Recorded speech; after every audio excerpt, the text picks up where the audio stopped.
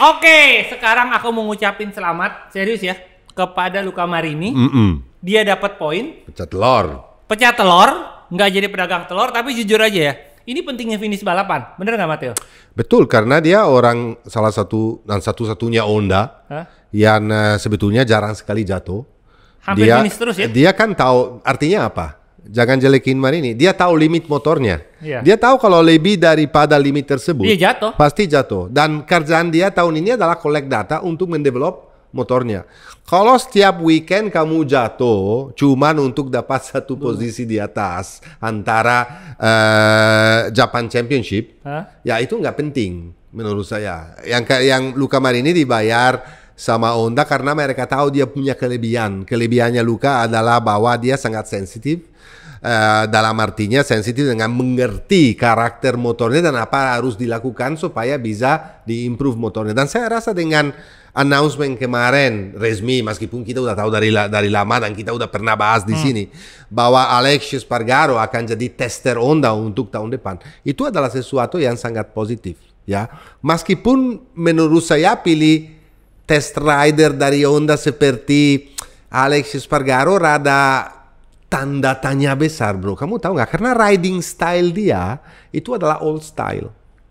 Dibanding riding style kalau kamu lihat Pecco Bagnaia atau kamu lihat Jorge Martin atau Pedro Acosta, pembalap yang baru-baru di mana mereka pakai full body out of the bike untuk tikung. Kalau Alex masih rada eranya masih Rossi ya. Jadinya untuk develop motor yang seharusnya dibawa ala Marini juga, ala pembalap yang baru, generasi baru ini rada tanda tanya. Mungkin saya salah, mungkin Alex punya kelebihan dan sensitif banget untuk tetap bisa develop motornya, tapi cuman di situ saya tanda tanya besar sekali.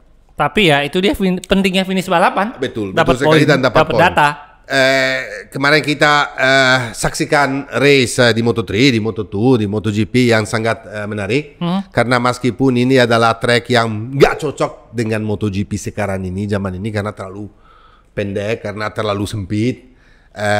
Sebetulnya itu terpaksa banget MotoGP balap di Sachsenring, tapi untuk di Moto3 dan di Moto2 sebetulnya cocok. Dan kita saksikan race luar biasa di Moto3 di mana Alonso menang, David Alonso, di Moto2 di mana finally Firmin Aldeguer menang race kedua kali tahun ini dan dia lagi kejar di championship seorang Sergio Garcia. Dan di MotoGP angkat topi di main race sekali lagi poker 4 race berturut-turut Mr.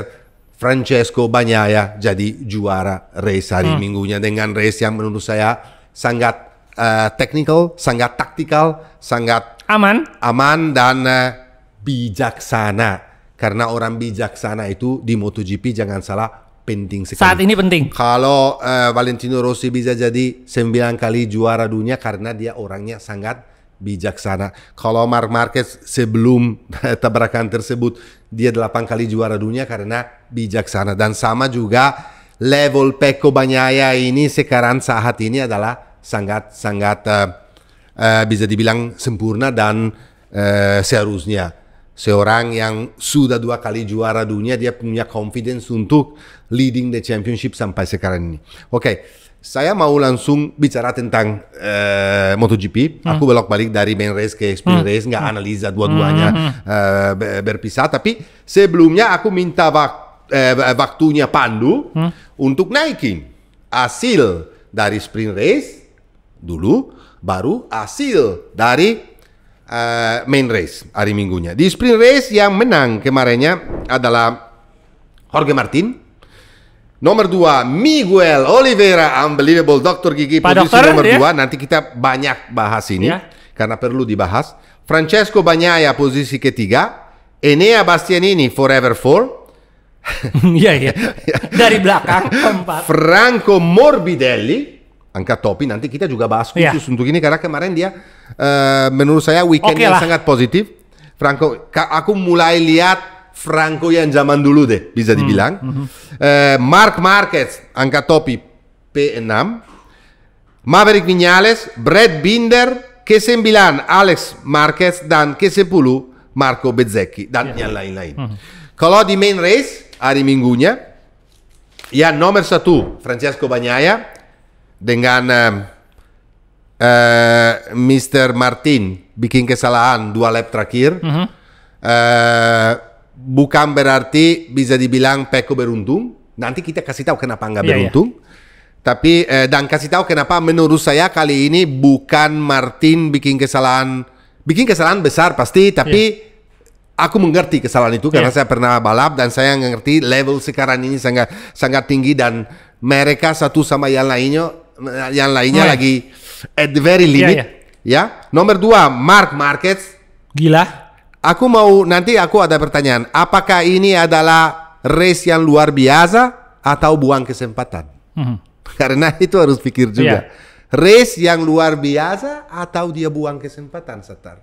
Karena ini menurut saya buang kesempatan.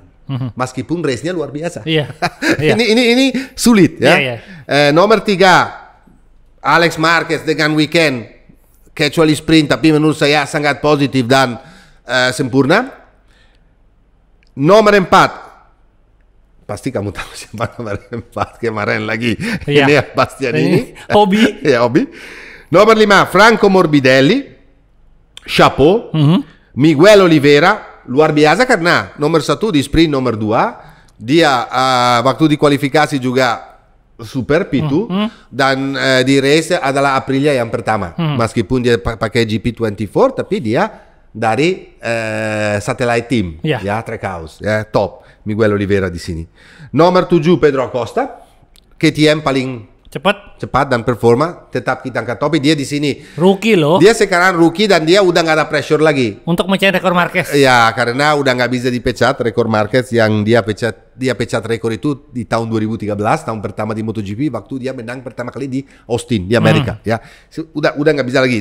Dia harus lupain ini dan fokus kembali untuk prestasi yang luar biasa. Sebetulnya dia udah luar biasa. Marco Bezzecchi finally ke 8 meskipun sudah lah ya. Masih sosok karena dia masih mendapat hampir 15 sekon dari Pecco, lumayan jauh. Brad Binder dan nomor 10 Raul Fernandez dengan weekend juga sangat positif karena dia udah mulai konsistensi ada rada di atas itu. Oke. Sebelum sesudah udah baca ini, kita langsung lanjut dengan analisa race dan analisa apapun yang terjadi di weekend kemarin di Sachsenring. Nomor 1 kalian harus tahu bahwa Sachsenring adalah seperti saya bilang, track yang sekarang ini udah di limit banget untuk MotoGP.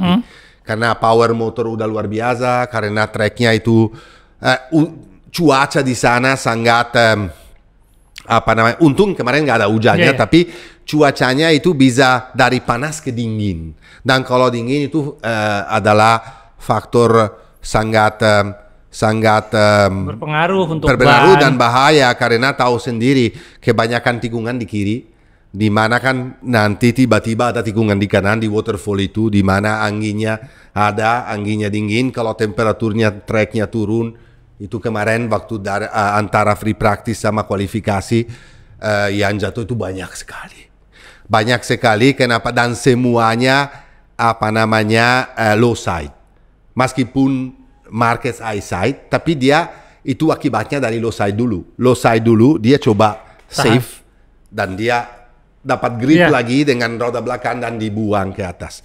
Kenapa di hari itu di hari Jumatnya banyak sekali di situ jatuh, termasuk Marco Bezzecchi, termasuk di Moto3, di Moto2 juga serem banget ya. Banyak sekali jatuh di situ karena memang itu adalah tikungan ke kanan sesudah beberapa tikungan kali belok ke kiri. Jadi bagian dingin yang salah sih tetap pembalap, tapi kamu tahu banget bahwa kita udah pernah bahas sering sekali technically limitnya dari Michelin roda depannya apa.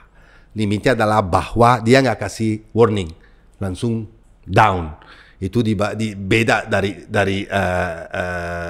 Bridgestone dulu, di mana mereka masih kasih ini limit loh, ini aku jatuh loh kalau maksa lagi. Nah, apalagi di mana juga pressure ban depan sekarang ini jadi fakta dan jadi data yang sangat pengaruh untuk pembalap semuanya. Kelihatan juga bahwa kemarin kan nanti kita diskus soal ini, ada yang dapat penalti. Seperti Augusto Fernando, Fernandes, Johan Zarco, dan satu lagi kalau saya nggak salah Stefan Bradl.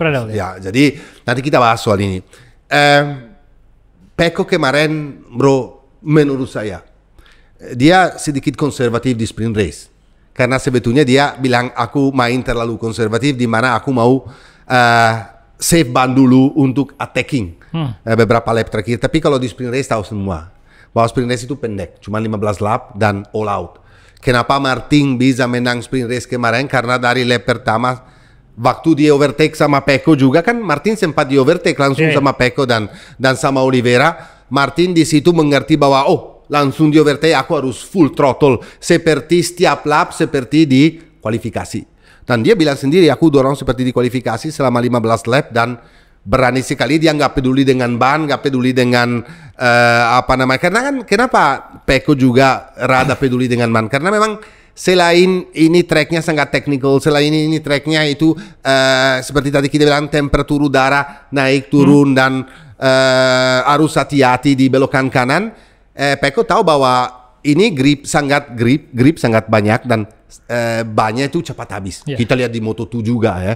Vietti itu beberapa pembalap atau di MotoGP seperti Pecco bilang sama Martin juga bilang lap-lap terakhir di main race hari minggunya kita ban depan habis, ban belakang habis ya. Jadi Pecco mungkin pikir bahwa karena 15 lap di sprint race mungkin perlu di manage banyak, tapi ternyata dia bilang aku salah terlalu konservatif. Tetapi menurut saya Pecco konservatif tapi tetap selesai di podium. Hari minggunya dia seperti biasa. Kamu harus tahu satu dan teman-teman di rumah juga harus mengerti bahwa ada bedaan antara Pecco sama Martin menurut aku, bro.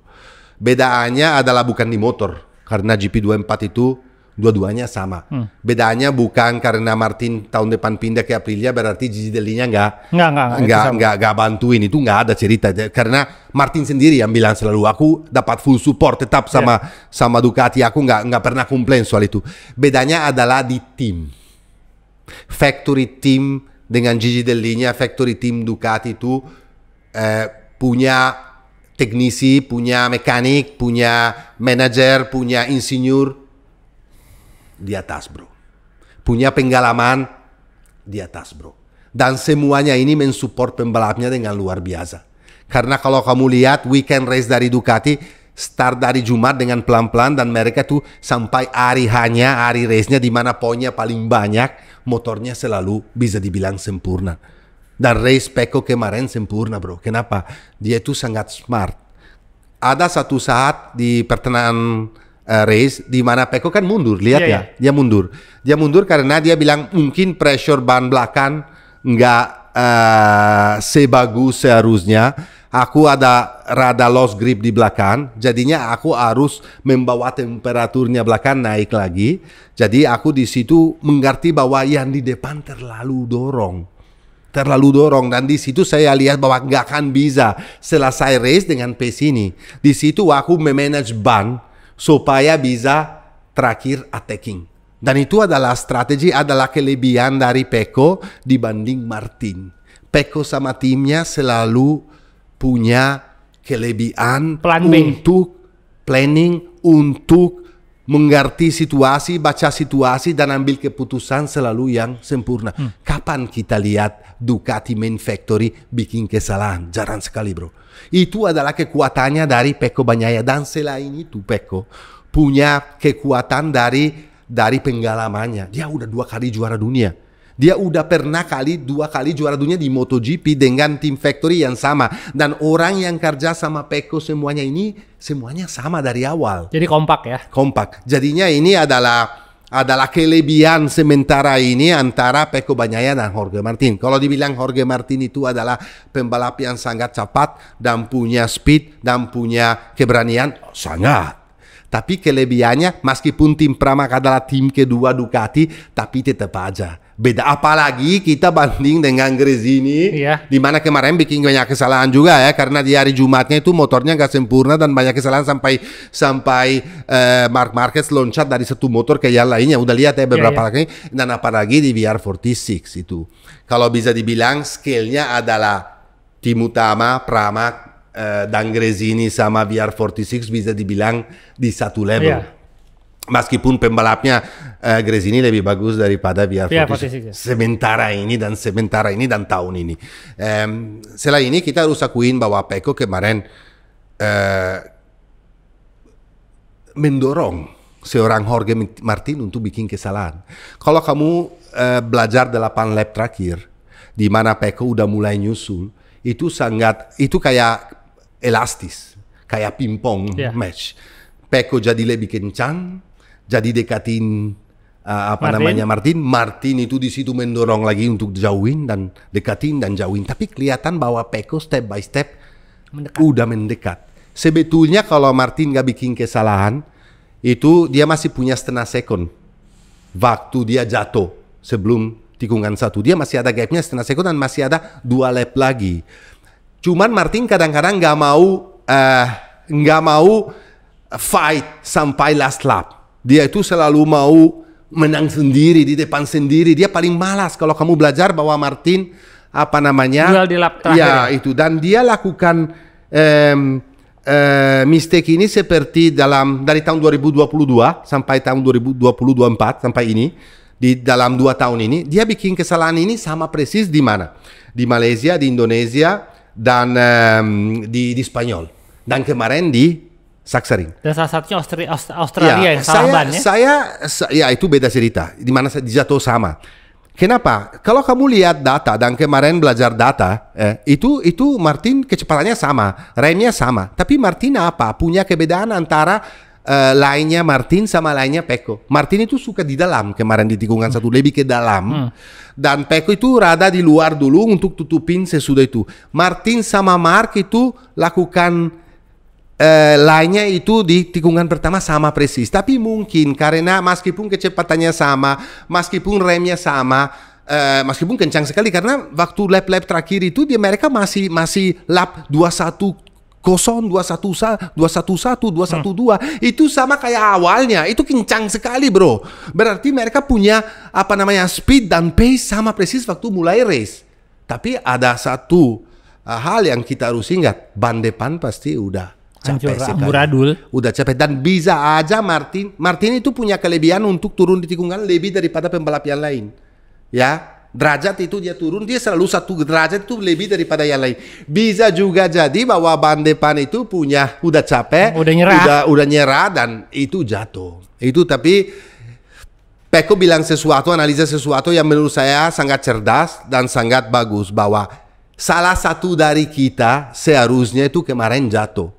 Karena aku itu mau ikut dan mau makan waktu kepada Martin udah beberapa kali, aku ambil risiko terlalu tinggi dan udah mau low side.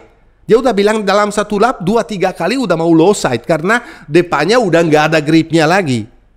Nah, dia pikir kalau saya begitu sama juga dengan Martin pasti. Aku nggak give up, aku tetap dorong. Pecco bisa aja bilang, ya di sini udahlah selesai posisi nomor 2. Ya oke, kehilangan 5 poin. Tapi aku nggak jatuh, tapi enggak. Aku harus attacking dan karena aku harus jadi juara dunia. Dan saya taruh Martin under pressure. Kebetulan Martin jatuh. Aku nggak salahin dia, aku mengerti di level ini. Di mana mereka dua-duanya fighting for the championship sampai hitungannya 0 poin. Itu di lap terakhir itu masalah ini bisa terjadi. Dan Pecco keluar dari weekend ini sangat strong bro. Kenapa? Dia tiba-tiba leading championship plus 10 point. Dia udah menang 6 race out of 9. Kan mereka kan main race udah 9. Dia udah menang 6. Dia menang 8 kali termasuk sprint. Dia itu kemarin pecahin rekor dari lewatin Stoner. Dia menang 24 kali dengan Ducati. Jadi dia pembalap Ducati dengan pemenang paling banyak di era Ducati. Itu sesuatu banget, bro. Itu sesuatu banget. Itu dan dia keluar dari ini dengan leading championship. Dia long holiday sekarang, 1 bulan holiday, dan tanggal 20 ini dia menikah. Dia menikah dengan senyum.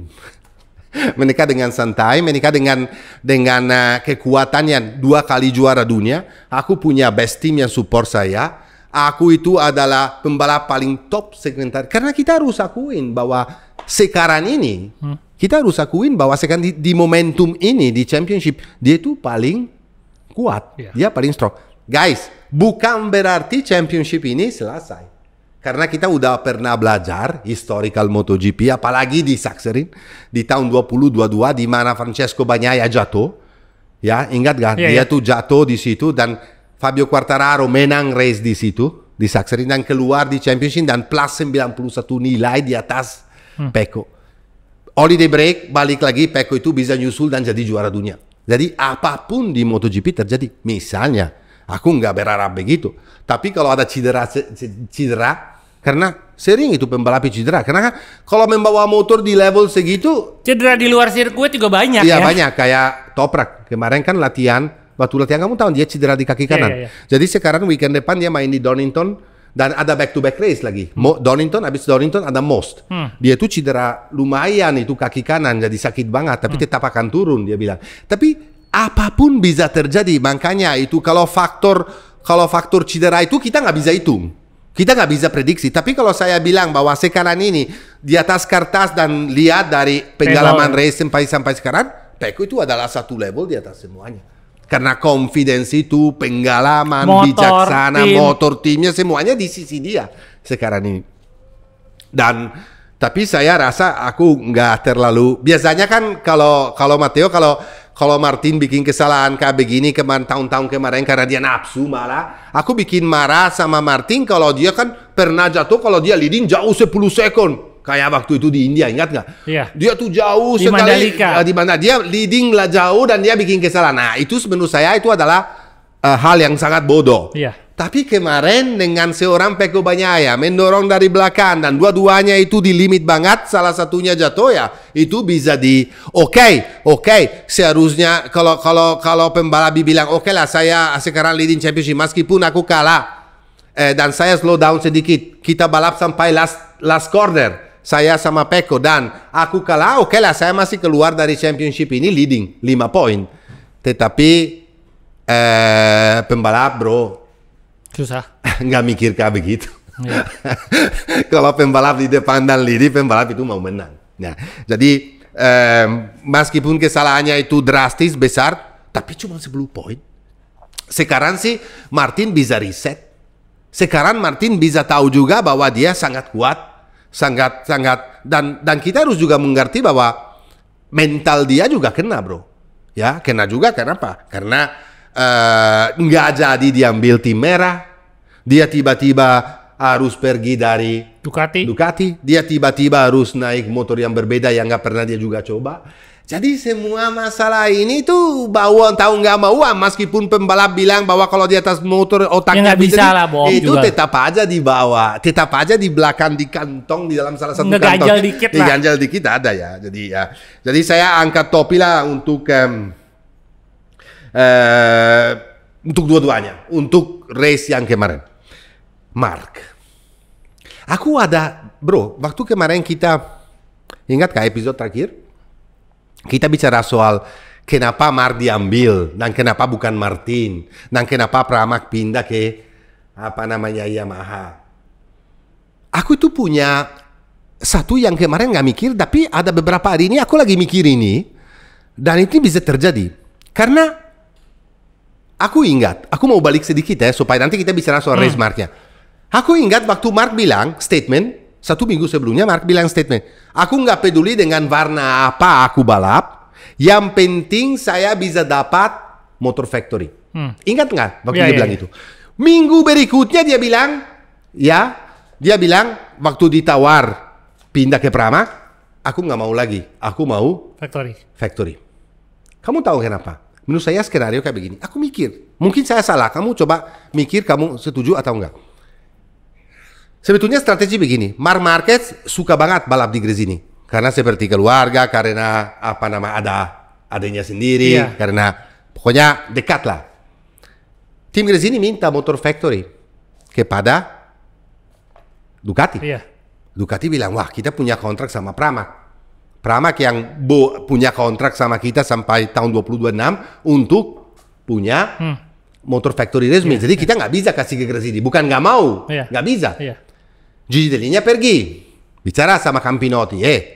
Gimana kalau satu motor kayak Gresini khusus untuk Mark dan satu motor untuk kamu? Campinotti marah. Gak mau. Kenapa kamu nggak tawar market ke saya? Ya, aku mau Mark datang pada aku. Kamu ambil Martin, Mark ke saya, dapat factory, dan selesai urusannya. Ya, Gigi ke Gresini lagi bilang sorry. Gak bisa karena gak dikasih izin sama Campinotti. Mark marah. Oh gitu, kamu nggak kasih izin untuk saya tetap balap di Gresini tapi dapat motor resmi. Ya udah, aku nggak mau balap sama kamu. Wow. Jadi ada alasannya juga. Menurut saya ini bisa terjadi, bro. Soalnya kenapa? Aku yang nggak bisa. Kenapa hari sebelumnya dia bikin statement tidak penting warna apa motornya, yang penting saya dapat factory buy. Tidak penting warna apa motornya, berarti kalau dia tetap warna biru, tapi dengan factory aku nggak apa-apa. Tapi dengan terpaksa aku pindah ke Pramac, aku nggak mau. Jadi Ducati harus ambil keputusan, harus rusakin semua. Dia nggak bisa. Dia bilang kemarin, Grilli bilang, ditanya, kenapa ya dia ambil juga?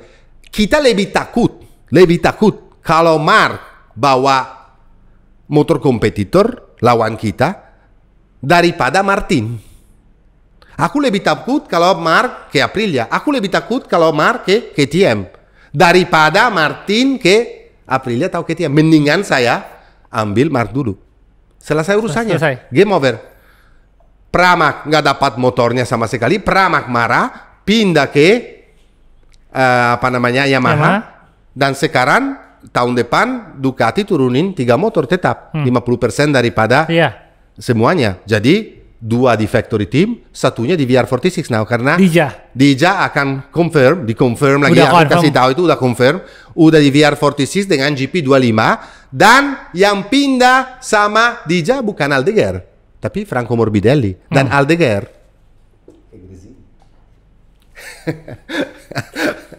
Oke, sorry ya, ini sesuatu yang masuk akal sebetulnya, masuk akal. Kamu tahu Mark temper, Mark itu kalau nggak dinurutin ngamuk. Kalau dia ngamuk ya semuanya ikut. Iya bos ya kan. Gimana ya?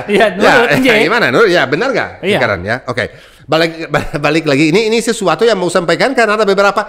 Padahal hari itu aku udah mikir tapi nggak tahu kenapa nggak keluar dari mulut saya. Tapi kemarin aku nggak tahan, nggak enak. Kenapa saya nggak bilang? Aku tunggu sampai mudah-mudahan nggak ada yang bilang kayak begitu. Aku tunggu sampai hari ini untuk bukan berarti begitu skenario Tapi menurut saya sesuatu yang benar mungkin di skenario ini ada. Dan makanya Campinotti itu sempat menyalahkan Mark ya itu juga. Iya betul. Dan juga kalau ketika Morbidelli itu ke VR46 karena aku tanya langsung sama Carlo, kamu jangan ambil Morbidelli. Tidak mungkin saya akan mengambil Morbidelli. Karena itu ada sejarahnya juga dong. Ya enggak karena juga untuk tim seperti Gresini yang biasa membawa pembalap, dia waktu membawa juga membawa Enea, meskipun Enea udah 1 tahun di MotoGP sebelumnya. Tapi performa Aldeguer itu is a phenomenal ya. Bisa juga Aldeguer langsung perform seperti Pedro Acosta. Mungkin dia nggak bisa menang race. Mungkin nggak, kita nggak tahu. Tetapi kalau Aldeguer itu punya postur, punya badan, punya kualitas, punya skill, punya keberanian, punya banyak. Punya fisik juga. Jadi untuk Gresini sebetulnya nggak terlalu oke lah, kita lebih senang kalau orang yang bernama Toprak gitu. Tapi Toprak itu gila juga si Kenan ya. Tiba-tiba bilang enggak, kita tetap di BMW. Itu saya rasa dia mau bikin gempa bumi aja, mau bikin isu aja. Karena dia tahu sebetulnya nggak bisa pecah kontrak sama BMW karena memang ada kontrak, nggak ada clause di mana dibilang bahwa kalau ditawar MotoGP aku pindah. Sebetulnya nggak ada. Tapi Marquez bisa. Ya, lain cerita. Marquez, it's a different story lah bro. Bukan datang dari Superbike juga. Beda ya. Beda sekali. Jadi kemungkinan dan satu lagi, kenapa factory team kasih factory bike bukan ke Gresini tapi bukan ke Aldeguer tapi ke VR46. Karena dia maunya itu jadi tim kedua. Karena dia nggak mau tahun 2027 factory VR, tim VR46 jadi BMW. Jadi Gigi dan teman-teman lagi ngebaik-baikin supaya dia bisa stay sampai tahun dan 20. Supaya Dija juga stay. Oke. Race Mark, tadi aku bilang, apakah race-nya Marquez itu adalah race yang luar biasa atau dia buang kesempatan? Soalnya bisa dibaca dari dua sisi, bro. Buang kesempatan kenapa? Track dia. Buang kesempatan kenapa? Oke lah, waktu di Amerika dia leading jatuh. Kenapa jatuh? Dia belum pegang motornya. Kalau di sini kemarin pegang motornya. Kenapa dia bikin kesalahan? Pressure. Karena dia udah kelihatan banget bahwa dari hari Jumatnya, waktu hari pertama dia keluar itu dia bisa dapat waktunya yang kencang dengan sebegitu doang. Meskipun dia nggak senang dengan setupnya, ya. Di hari Jumatnya dia bikin kesalahan besar sekali di tempat di mana itu jatuhnya itu sangat sakit karena waterfall itu jatuh di situ, high side di situ dengan kecepatannya tinggi sekali, bro. Itu sakit. Dan dia udah beruntung bahwa cuma jarinya yang patah. Dan oke lah dia dapat memar yang guys, tapi hari Minggunya dia enak, dia nggak terasa sakitnya sama sekali. Sabtunya dia sakitnya luar biasa sampai dia nggak bisa nafas. Kalau kalian nggak pernah, aku itu tulang rusuknya aku pernah patah, 3 di depan 5 di belakang 1 kali, dan 3 tahun kemudian aku patah total 4 sampai dioperasi, dibuka, dipasang pen dan segala macam. Artinya kalau kalian nggak tahu, kalau nggak pernah sentuh tulang rusuk sedikit aja, kalau batuk aja jangan sakit ya. Ya sakitnya kalau nafas aja atau kalau itu bahasa Indonesia? Bersin ya itu sakit banget. Apalagi kalau dia memar kayak kemarin, sakit banget. Sampai dia keluar 1 lap terus untuk berharap bisa masuk hari Jumat, bisa di P2, dia keluar dengan berharap bisa dengan time-nya itu udah bisa masuk 10 besar, padahal nggak bisa meskipun time-nya luar biasa. Tapi dia udah berhenti, dia begini-begini, aku nggak bisa nafas, nggak bisa sakit. Bisa dibilang gara-gara yang nggak beruntung juga karena nggak dapat setup motornya dari awal. Dia datang dari weekend yang lumayan sial dari Asen gara-gara ban pressure dan segala macam. Timnya nggak kerja sesempurna seharusnya untuk berikan kepada Mark motor yang bagus. Tapi kesalahan dia di hari Jumatnya itu kesalahan dia loh, bro. Dia orang pembalap dengan pengalaman segitu besar, 8 kali juara dunia, dengan speednya segitu besar di track tersebut, bikin kesalahan kayak begitu, itu menurut saya adalah ada kekurangan sedikit. Sorry ya guys, aku komplain kalau saya harus komplain. Tapi di baliknya, apapun weekend yang nggak beruntung yang nggak terjadi, di sprint race dia masih bisa selesai P6, dan di main race dia bisa lakukan yang dia lakukan sampai selesai di P2. Ya itu buang kesempatan. Karena kalau kita nggak tahu kalau dia bisa start dari depan, dia bisa menang. Kita nggak bisa bilang itu. Walaupun secara poin kita nggak bisa bilang, hanya 5 poin. Kita nggak bisa bilang bisa menang karena kita nggak tahu. Karena kita nggak saksikan. Kita bisa analisa apa yang kita lihat dengan mata sendiri. Tetapi kesempatannya pasti lebih besar daripada startnya dari P13. Di mana dia juga sama persis kayak Pecco di tengah race. Dia tuh waktu di belakang Morbidelli juga, dia tahan lama. Dan dia nggak mendorong, dia nggak maksa. Dia baru maksa waktu di R1, di tikungan pertama dia tabrak cukup keras, itu race accident sama Morbidelli, dan di situ dia switch on. Dia bilang, oke, ini adalah waktu untuk attack. Setelah windscreen pecah. Artinya apa? Dia save ban, dan di situ dia terakhir punya speed jauh lebih bagus daripada semua pembalap ada di track. Masuknya bukan lebih, tapi selevel yang di depan, selevel Martin dan Pecco. Dia waktunya aku cek, waktunya sama.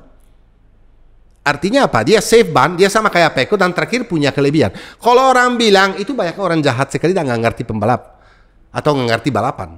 Oh, Marquez brother Alex buka pintu untuk Mark untuk masuk. Mark itu adalah di belakang 1,5 second loh. 1,5 dalam 2 lap itu udah di situ dan dia selesai 1,5 second lebih cepat dari Alex. Artinya apa?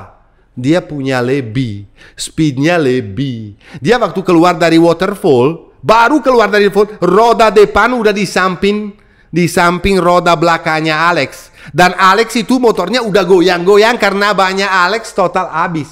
Dan dia overtake dengan gampang. Oke. Mungkin Alex nggak paksa karena dia tahu, mereka berdua tahu bahwa Jorge Martin udah jatuh dan ini kesempatan untuk duo brothers itu naik podium. Tapi di belakang itu ada Bastianini loh. Iya betul. Jadi dia nggak bisa melan. Betul, nggak bisa pelan dan dia fightnya sama Bastianini luar biasa. Dan kamu tahu sesusah apa overtake seorang Franco Morbidelli kalau lagi on fire. Menteri Pertahanan dia orang bilangnya itu. Dia tuh dari Moto2, kamu tahu itu orang nakal banget juga sama kayak Mark.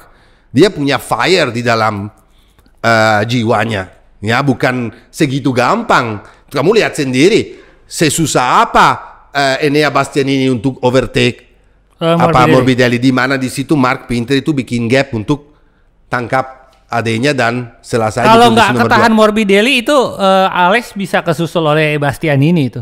Ya betul sekali. Jadi sesuatu yang saya juga mau analisa dan sesuatu yang kenapa bedanya antara GP23 sama GP24 nggak begitu kelihatan dengan Marc Marquez atau Alex Marquez di track kayak kemarin.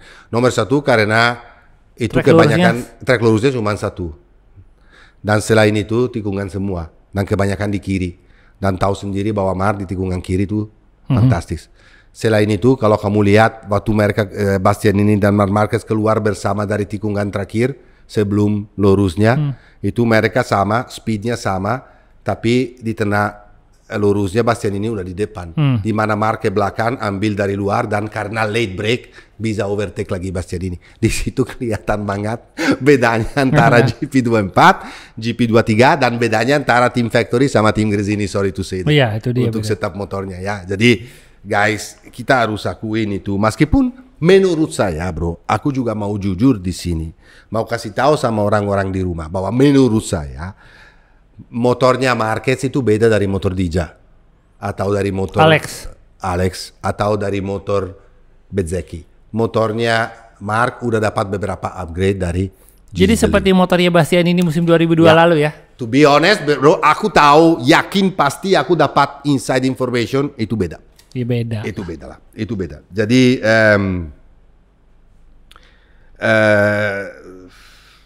apa yang bisa ditambahin lagi bahwa menurut saya Carmelo Espeleta sama Liberty Media harus berharap selalu dan berdoa supaya Marc Marquez dan Enea Bastianini start dari belakang.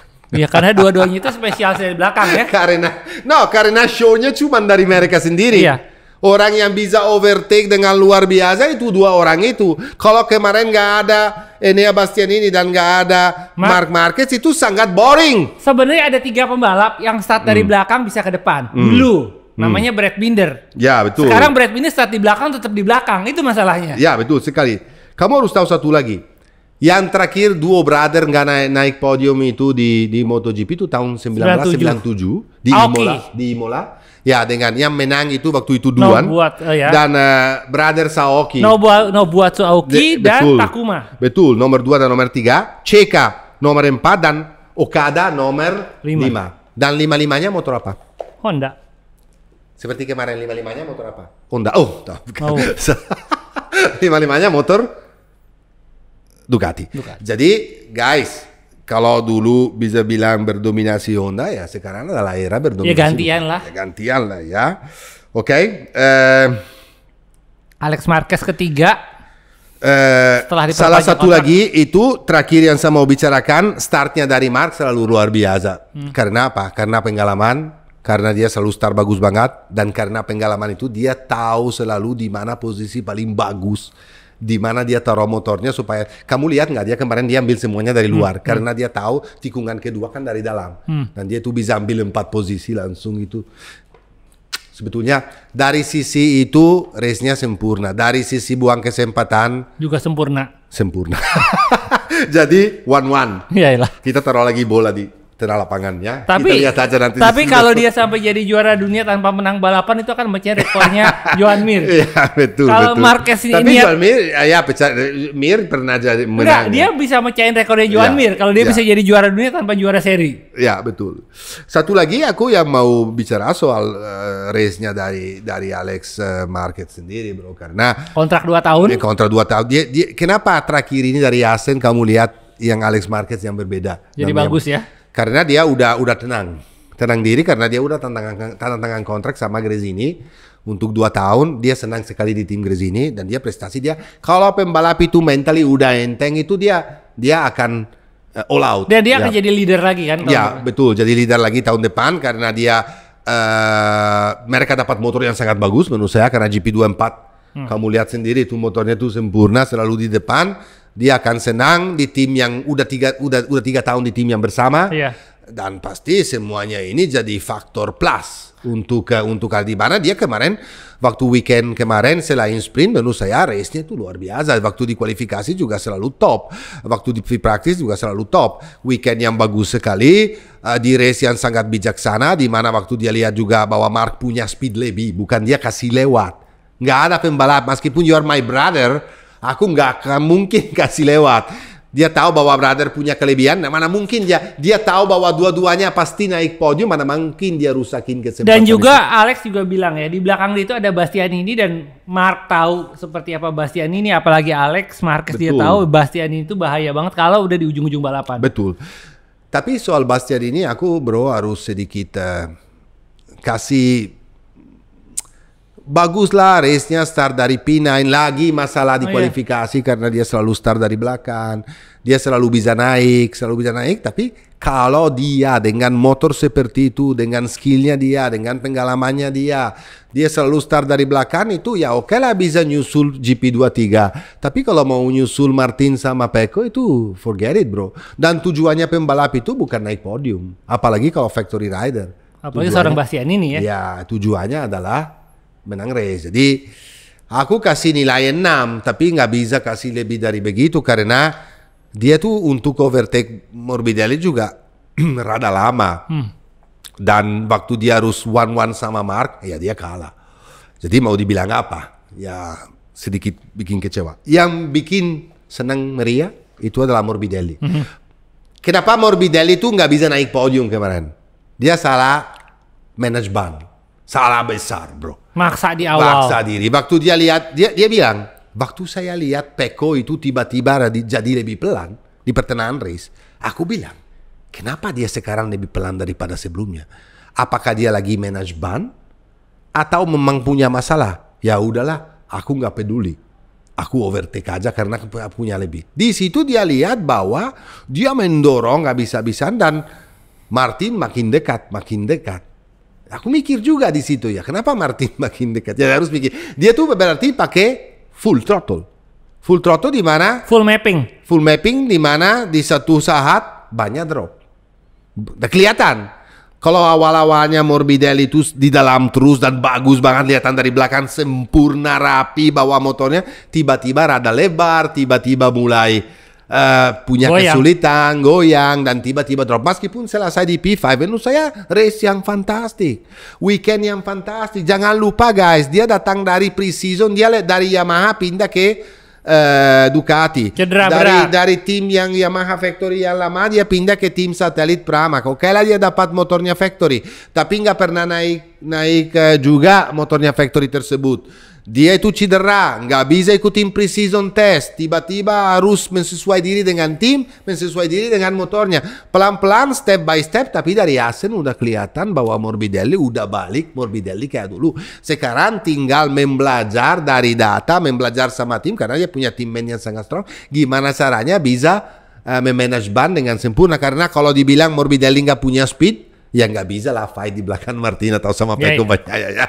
Sorry to say guys. Jadi kalau juga Morbidelli tahun depan bisa balik di tim VR46 dengan motor yang tahun ini dia udah mulai punya pengalaman, udah tahu GP-nya motor yang akan dia pakai tahun depan motor ini juga. Iya, motor ini. Jadi menurut saya itu VR46 Nggak salah ambil Franco. Kenapa? Siapa lebih dari tim VR46? Siapa? Nggak ada yang lebih tahu siapa sebenarnya sifatnya dan speednya dan dari Franco Morbidelli kayak gimana. Mereka mengerti. Mereka tahu bahwa Franco itu adalah pembalap top. Mereka tahu bahwa Franco itu adalah pembalap runner up di MotoGP. Mereka tahu bahwa Franco ini udah pernah jadi juara dunia di MotoGP. Dan dia nggak banyak ini drama. Betul. Jadi menurut saya dia Morbido sangat perlu dikasih kesempatan lagi ya. Ya, sama kayak Fabio Dija, nggak ada yang mau tahun lalu dikasih kesempatan. Sekarang orang berebut, semua berebut. Dan dia dapat GP25. Dia bilang di press conference, aku stay sama VR46 kalau dikasih GP25. Nodong. Dia mau itu. Nggak peduli dengan duitnya sebesar apa, meskipun dimancing sama Prama. Mr. Quartararo ya. Iya. Dia bilang aku pengen sekali punya teammate-nya atau bukan teammate-nya punya ya bisa bilang teammate juga ya. Meskipun tim berbeda punya di Yamaha orang seperti Fabio Di Giannantonio udah didorong sama satu tim, tapi Fabio bilang for me ini nggak penting sekarang. Aku masih muda sekali dan saya dengar tapi belum confirm ini dan kayaknya dia akan dikontrak langsung sama factory team. Sama kayak Enea dulu. Jadi Fabio dapat GP25 plus kontrak langsung sama yang merah. Which is dari tahun lalu nggak ada yang mau sampai sekarang ini. Direbutin orang ya. Direbutin orang. Oh bro, dokter gigi. Aku rasa Finally. Aku harus kasih tahu. Dia harus kasih kesempatan lagi tuh. Betul. Aku kasih tahu poin-poin saya. Menurut saya yang saya catat di sini semua poin saya. Di waktu di free practice bagus banget, di kualifikasi bagus sekali, waktu di sprint luar biasa, waktu di race Aprilia paling kencang di depan dan P6 menurut saya di belakang Ducati loh. Ya, motor yang berbeda dari Ducati di belakang Ducati yang pertama, bukan KTM, bukan factory Aprilia, bukan yang lain-lain, tapi adalah Dr. Gigi. Menurut saya weekend yang sangat sempurna. Apa? Ada 4 faktor guys, 4 faktor kenapa Miguel Oliveira di sini perform. Faktor number 1. Dia pernah runner up di sini. Ya, tapi gini, faktor number 1. Dia itu dapat GP24 sama persis kayak Viñales, sama persis kayak Alex. Ingat enggak? Viñales untuk waktu pre-season dia jelek banget. Dia nggak cocok, dia banyak komplain soal motor baru ini. Waktu di race pertama di Doha juga jelek banget performa. Dia nggak senang namanya komplain. Karena motornya memang cari base-nya. Base-nya itu apa guys? Motor semuanya harus cari base yang di mana start. Base-nya itu yang lumayan bagus. Oke, ini setup yang starting setup. Dari situ kita bisa main untuk improve. Titik nolnya di mana? Titik nolnya di mana? Untuk dapat titik nolnya ini, untuk Maverick Viñales perlu 2 atau 3 race. Untuk Mr. Oliveira perlu 9 race. Perlu waktunya sedikit lebih lama. Meskipun waktu kemarin di Assen udah kelihatan. Ya, udah kelihatan di improvement dari Oliveira. Jadi, dia itu udah dapat. Dan semua insinyur di situ bilang, kita nggak mau, aku dengar wawancara dari Davide Brivio, dia bilang, kita nggak mau utak-atik motornya lagi sama sekali. Nggak mau utak-atik. Tapi kita udah dapat base-nya, dan base-nya ini dari sini kita cuman setup dari elektronik sama dari suspensi. Tapi kalau geometri motor itu udah nggak diacak-acak lagi. Geometri itu kalau diacak-acak guys bisa bagus banget atau bisa hancur. Ya itu geometri itu frame-nya. Jadi dari situ mereka ambil keputusan untuk itu. Nah ini faktor nomor 1. Dia perlu waktu untuk cari titik nol. Udah dapat. Nomor 2. Dia bilang sendiri. Aku suka banget. Dia bilang. Saya nggak tahu kenapa di sini aku cocok sekali karena di tikungan kiri motor saya sempurna, bagus banget. Itu poin nomor 2. Dia bilang sendiri, ya hampir semua belokan kiri. Bukan dia berarti seperti Marc Marquez, beda. Tapi di situ dia terasa lebih comfortable dan motornya. Nomor 3, waktu di hari Jumat di free practice dia selalu di depan bro, 10 besar. Tapi dia nggak senang dengan setupnya. Dia bilang, gak senang dengan setupnya tapi bisa nomor 4, nomor 5, bisa di atas terus. Faktor mental. Untuk pembalap sangat penting. Kalau kamu tahu bahwa motornya gak sesuai dengan kamu maunya, belum dapat di tangan kamu, belum setupnya belum sempurna, tapi masih bisa di papan atas mainnya, you dapat confidence. Oh, kalau saya setupnya bagus, bisa kemana? Itu faktor nomor 3. Faktor nomor 4, itu terjadi sesuatu yang sangat penting. Kita selalu bilang bahwa team factory itu selalu lebih bagus dari satelit. Meskipun satelit pakai motor factory. Itu benar dong? Iya benar. Kita lihat dengan Ducati Factory, kita lihat dengan Aprilia juga. Team Factory Aprilia selalu lebih perform dari beda dengan KTM Factory itu beda ya? Betul. Waktu Alex Espargaro dibilang unfit, karena hari Jumat dia coba, dia kan patah tangan di Asen. Dia coba untuk balap, tapi dia cuma 1 lap. Kalau Alex Espargaro bilang, aku nggak bisa, nggak tahan sakitnya, berarti sakit. Iya. Karena dia orangnya itu adalah warrior. Orangnya adalah, kita udah pernah lihat dia patah kaki, patah belakang kaki berapa kali, dia tapi tetap masih balap. Kalau dia sempat bilang, aku nggak nyerah, berarti apa? Beneran berarti parah. Nyerah. Waktu di declare unfit, ada satu insinyur data dari main team, insinyur data dari Alex Espargaro sendiri pindah ke Trackhouse khusus untuk motornya Pak Dokter. Dan Pak Dokter bilang, waktu orang ini datang, insinyur ini datang, aku tuh gampang banget kerja sama dia. Apapun yang saya bilang sama dia bisa lakukan di motor. Dan motor jadi sempurna. Dan jadi aku dapat confidence. Itu guys, poin nomor 4, di mana saya selalu bilang kalau Team Factory punya sesuatu yang lebih. Karena orang yang kerja di situ adalah orang yang lebih semuanya. Jadi angkat topi lah untuk Oliveira, untuk race yang sangat. Pak Dokter kemana ya musim depan? Nah ini satu lagi bro. Aku belum selesai. Bagus kamu ingat. Kadang-kadang kan faktor. Menurut saya sekarang dia lagi bicara sama Trackhouse lagi, ya. Menurut saya Trackhouse harus fight habis-habisan untuk tetap supaya Miguel Oliveira stay di Aprilia. Kamu tahu kenapa? Aku kasih tahu. Yang mau Oliveira juga Yamaha. Dia udah bicara sama Yamaha. Iya.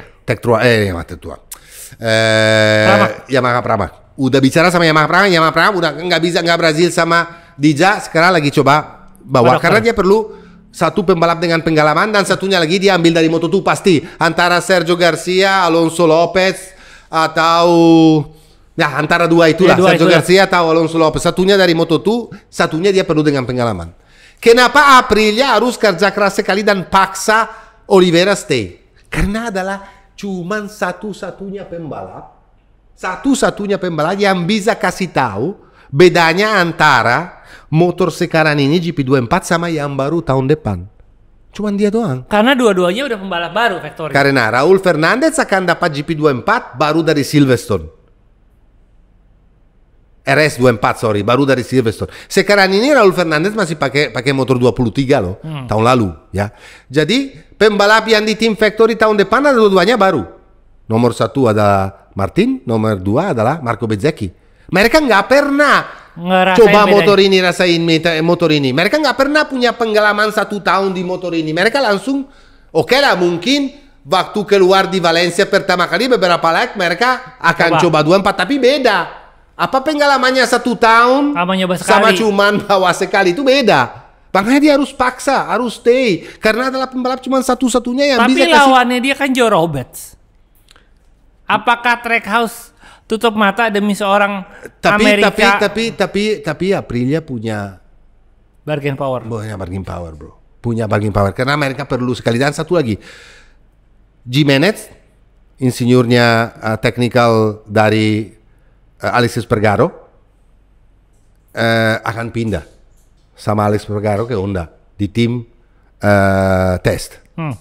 Kalau Manuel Caso dia pindah di KTM. Udah dia bisa pakai. Soalnya kan Pigiamino atau technical director dulu yang atur Bastianini waktu di tahun lalu, dia atau waktu di Gresini. Dia itu akan jadi technical Bastianini lagi nanti di KTM.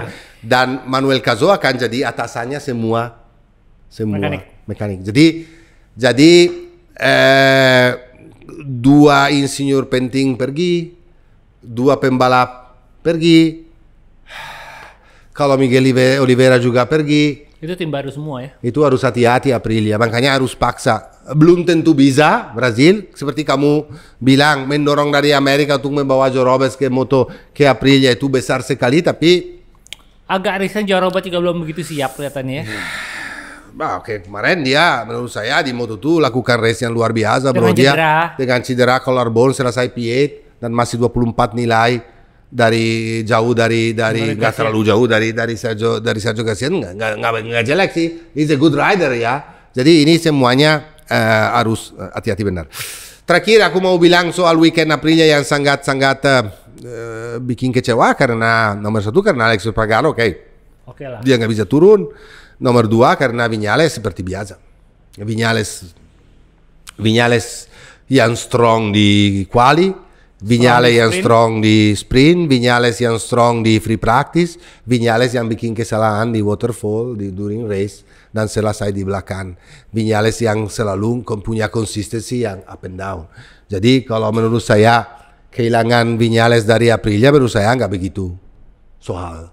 Karena dulu saya salah satu orang yang selalu bilang bahwa tungguin Viñales. Aku ingat waktu dia tungguin karena dia punya bakat, dia sama kayak Marquez, dia punya skill. Memang benar.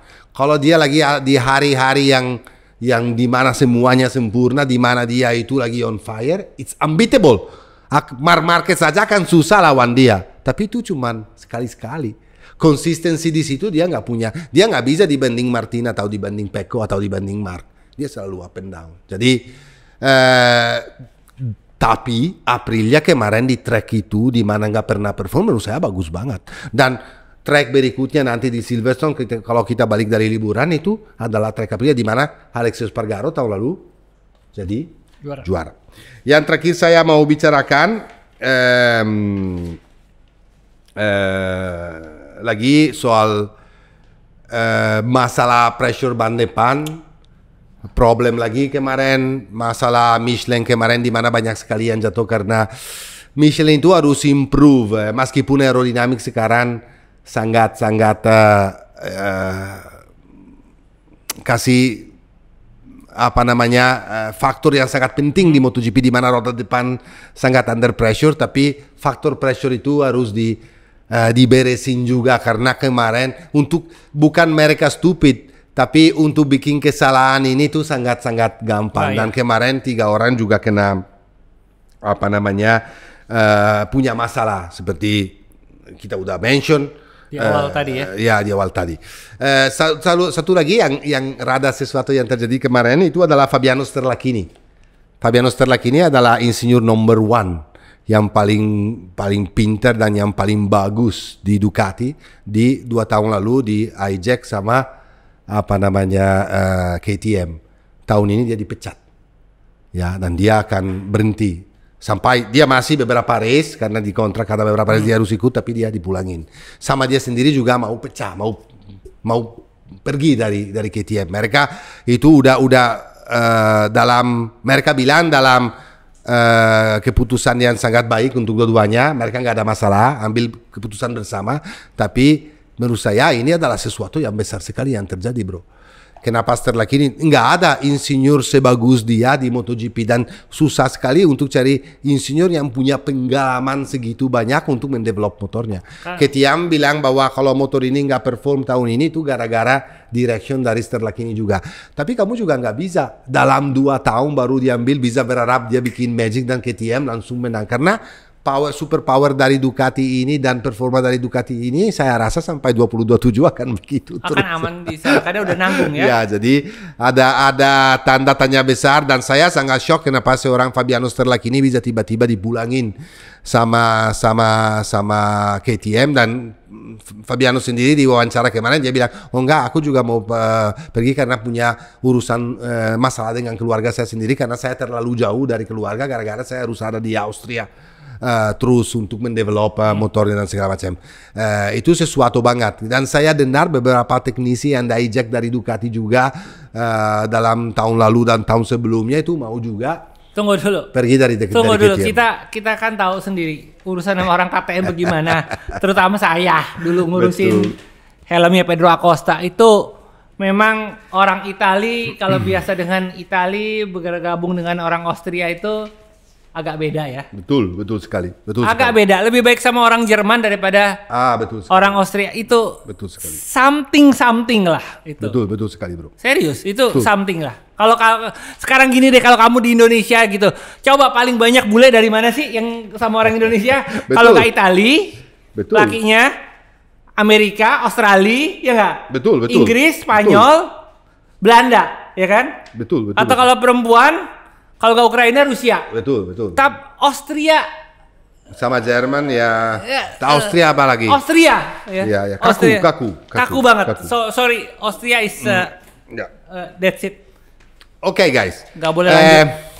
Langsung ke Moto2. Ya. Karena saya rasa udah lama banget. Tuh. Jack Miller kemana? Nah, itu adalah di Australia loh. Sulit loh. Kalau di Gresini nggak mungkin. Udah nggak mungkin, nggak. Kalau di VR46 apalagi? Ya, ini antara dia sama kalau Oliveira stay di Aprilia, kemungkinan besar Yamaha tarik Miller bisa jadi. Mereka perlu satu pembalap dengan pengalaman. Nggak mungkin tidak, bro. Satunya lagi baru. Nggak mungkin mereka ambil dua-duanya baru karena mereka perlu develop motor juga. Perlu orang yang punya pengalaman. Ada yang nama bisa, juga. ya harus yang banding motor sebelumnya atau motor yang lain sama motor ini atau apa. Harus mereka perlu sekali punya satu pembalap pengalaman. Di sekarang yang sisa orang itu ya kalau bukan Jack Miller dan Oliveira siapa lagi, bro? Augusto di laut. Augusto Fernandez di laut. Moto2. Udah capek ngomongin Augusto Fernandez. Kasian. Finally weekend yang luar biasa untuk Fermin Aldeguer. Aaron Canet kembali nggak finish. Iya. Kemarin adalah weekend luar biasa untuk orang yang seharusnya kita awal season pikir mereka akan fight untuk championship ini, tapi ternyata tidak. Itu nomor 1 adalah Fermin Aldeguer, nomor 2 adalah Celestino Vietti, dan nomor 3 adalah Arbolino. Meskipun Vietti Arbolino terakhir turun sedikit karena banyak habis total karena Kalex nggak sebagus Bosco Scuro, karena Bosco Scuro kemarin berdominasi terbalik, tetapi finally kita lihat mereka di depan terus, di mana Celestino Vietti juga dapat pole position, di mana Arbolino adalah coba kabur di tengah race, coba kabur berdua sama Aldeguer, coba bikin gap, dan sampai mereka bisa bikin gap di lap 18, tapi Arbolino bikin kesalahan di tikungan nomor 7, hampir high side, karena banyak udah total habis. Dan dia bisa drop sampai posisi nomor 9. Dia drop posisi ke 9 bukan karena dia nggak punya skill atau nggak punya speed untuk fight, tapi karena banyak udah. Itu masalah ini, ban itu penting tahun ini dengan Pirelli. Jangan lupa bahwa mereka pindah dari Dunlop ke Pirelli, dan kebetulan atau mungkin karena Bosco Scuro, Mr. Bosco Scuro lebih pintar untuk setup motornya atau chassisnya, atau dapat setupnya yang paling sempurna dengan Pirelli, tapi Pirelli punya kelemahan dibanding Dunlop dulu bahwa mereka habis. Kalau nggak di-manage dengan baik dan bagus akan habis. Kalau kamu lihat Fermin Aldeguer kali ini cerdas. Pakai otak. Dia nggak langsung kabur, takut, dorong habis-habisan, dapat injak green zone terus sampai dapat longgar penalti. Kali ini dia fight, stay. Terus guprak. Awal-awalnya sampai lap nomor 15-16 dia fight dengan Vietti, dengan Dixon, dengan Arbolino, dengan Ayogura, dengan Diogo Moreira yang rookie yang bikin race yang sangat bagus dan selesai P4 kemarin, angkat topi sama Diogo. Dan menurut saya sangat cerdas. Menurut saya Fermin adalah pembalap yang cocok sekali untuk naik. Dia punya speed dan dia masih bisa menang championship ini, meskipun dia ketinggalan 39 poin dibanding Sergio Garcia, tapi championship ini masih panjang sekali, bro. Kita tahu semua.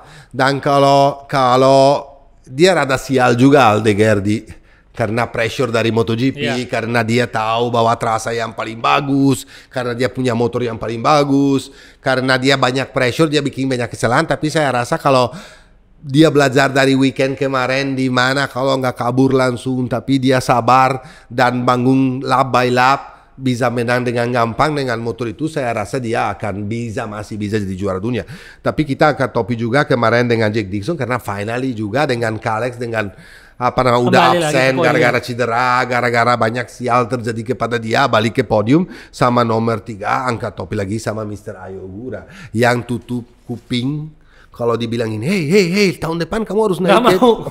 Itu satu-satunya orang yang gak mau ke MotoGP ya. Yang kebetulan kemarin adalah weekend yang nggak sebagus biasa dari Sergio Garcia karena selesai di posisi nomor 7, tapi dia masih bisa leading championship sampai sekarang ini. Jadi tapi Ai Ogura mendekati posisi dari di championship di runner up, tapi cuman bedanya antara Garcia sama Ai Ogura cuman 7 nilai. Jangan lupa guys, Ai Ogura udah pernah membuang championship. Itu benar-benar membuang ya. Membuang championship waktu jatuh di Sepang. Augusto Fernandez jadi juara dunia, dia buang di Sepang. Kalau nggak buang itu dia gampang jadi juara dunia. Aku masih berpikir bahwa dia punya kesempatan untuk jadi juara dunia. Nomor 1 karena timnya bagus banget. MT Helmets itu bagus. Nomor 2 karena motornya pakai Boscuro juga. Nomor 3 karena dia pintar sekali memanage ban. Dia tuh kurang di single lap. Kalau startnya selalu di belakang, tapi dia punya kelebihan dari pertenangan race ke atas. Dia tuh selalu perform. Betul sekali, dan kemarin juga dia perform dan selesai di posisi nomor 3. Angkat topi sama Joe Roberts. Jangan lupa di Assen dia patah collarbone, balik lagi di sini, dan dia itu sponsornya menarik banget. Selesai di posisi nomor 8, dan dia masih 24 nilai dari Sergio Garcia. Sekarang dia akan break panjang, dia akan bisa balik lagi sembuh dan fit, dan kita akan saksikan Moto2 di habis weekend, habis liburan ini. Oke, Moto3, apalagi kalau bukan Mr. David Alonso yang jadi juara dunia. Orang yang sangat muda, tapi yang sangat cerdas. Aku nggak pernah lihat pemuda, orang semuda ini tapi secerdas itu. Karena dia bukan modelnya, kalau kamu ingat dulu, Izan Guevara, yang sekarang ini kita nggak tahu di mana lagi, meskipun ada di Moto2, tapi nggak bisa perform lagi. Karena banyak sekali pembalap yang naik dari Moto3, kadang-kadang kena kesulitan di Moto2. Tapi menurut saya, anak ini beda. Karena anak ini cerdas sekali bro.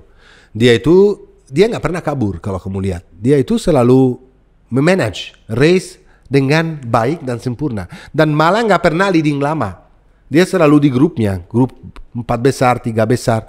Tapi di 2 atau 3 lap terakhir baru nyerang ke depan. Dia nyerang ke dan ini. Kemarin dia sama kayak Pecco loh. Dia sama kayak Pecco. Udah menang 6 race tahun ini.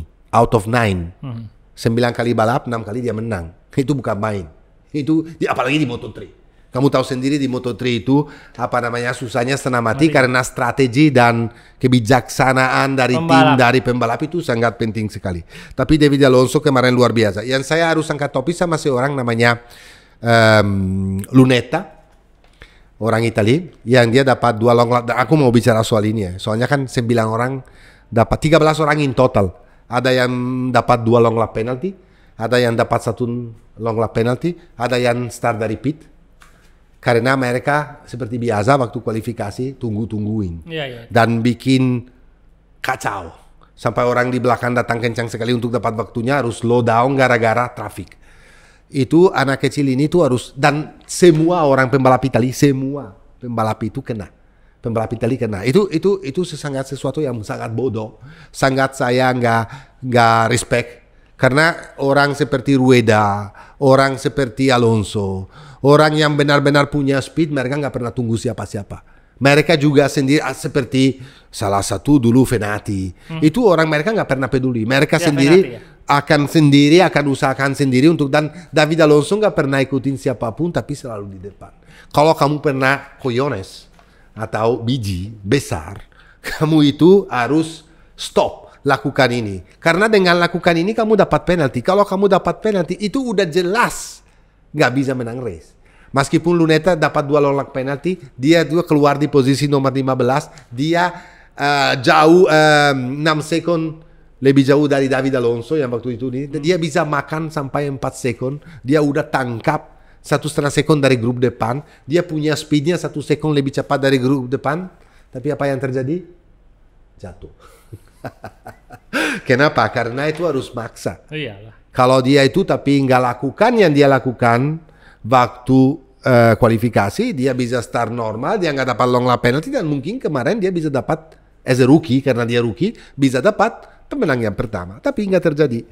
Nomor 2 yang sangat coba leading, yang coba kabur sendiri adalah Weyer lagi. Pembalap yang top, jatuh juga, di gravel juga. Jadi yang paling cerdas adalah David Alonso. David Alonso di mana dia itu juara, Furusato coba usahakan apapun untuk overtake dia, tapi nggak bisa. Dan Ivan Ortola sekali lagi menurut saya kemarin adalah, meskipun dapat long lap penalty juga, ya harus tahu dia selesai di posisi nomor 3 dan sekarang dia maju di championship. Dia itu adalah di runner up, tapi jauh sekali dari Alonso. Jauh. Ortola 58 nilai dari Alonso. Olgado yang kemarin juga Olgado ini kan kalau start the season tahun lalu juga selalu luar biasa dan menang terus. Habis itu menghilang seperti tahun lalu. Olgado 59 nilai dan Weyer 64 nilai. Saya rasa bahwa lihat cerdasnya dari David Alonso dan bijaksana dari tim, dia tahun ini akan bisa jadi juara dunia.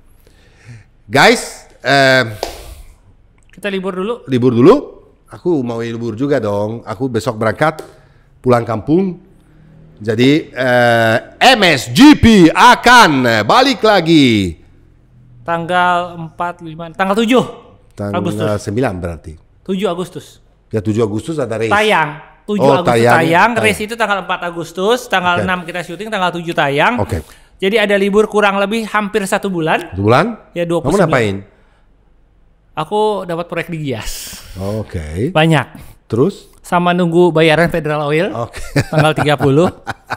Tergantung agensinya nih. Agensinya. Bukan Federal Oilnya pasti on time. Oke, agensinya. guys, stop. Saya salah tanya. Tunggu dulu. Tapi kalian jangan lupa ya. Begitu kita mulai Agustus sampai akhir tahun ini penuh banget. Ya, penuh banget. Balapan itu paling lama hanya ada 1 minggu kosong. Betul. Udah itu balapan lagi full. Betul. Akan langsung dari Inggris. Betul.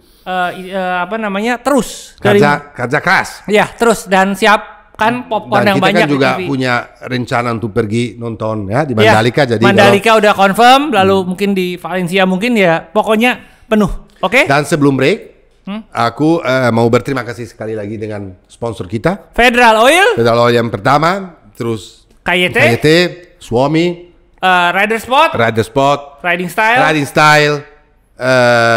Ya udah itu aja. Nah, kita lagi tunggu yang baru. Tergantung kamu kontraknya. Nanti ada.